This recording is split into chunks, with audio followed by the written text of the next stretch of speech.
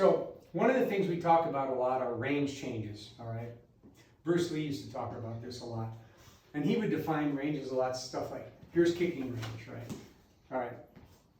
Once you kick, typically, where would you be? Now you'd be in punching range, was the idea. You know, these ranges kind of are arbitrary, but it was to distinguish, okay? So then you'd be in the hand striking range, okay?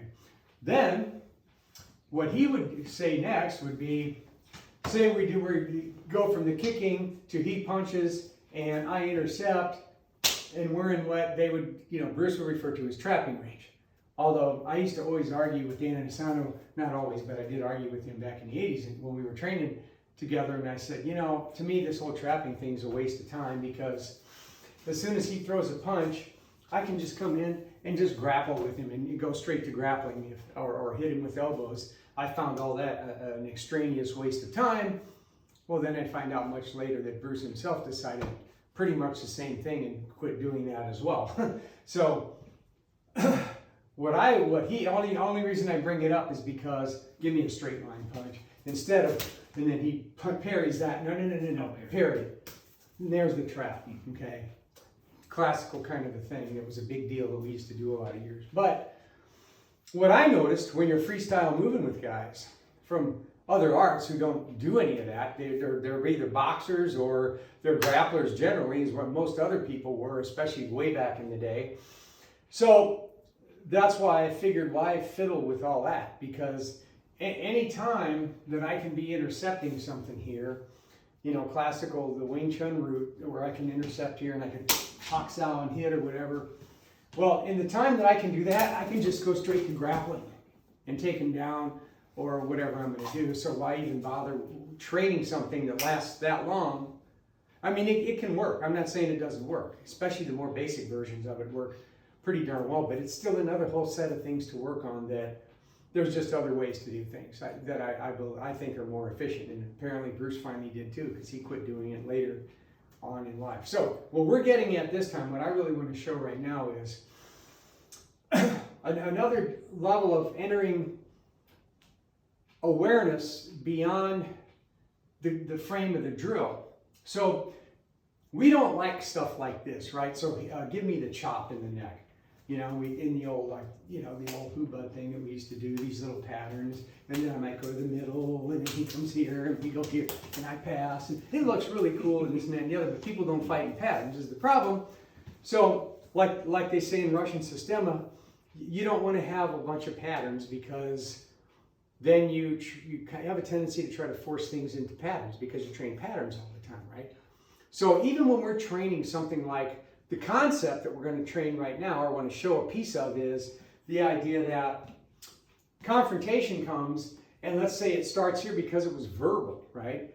And this guy, he just launches some punch. I don't care what he throws. Then I come in, okay, see where we are. See how you end up in here. So like I said, why do you need trapping? Because right away, to me, this is elbow range.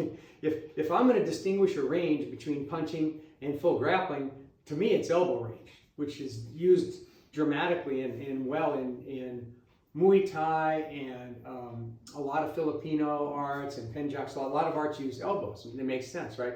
We do a lot of elbow work. So here we are in elbow training. All right.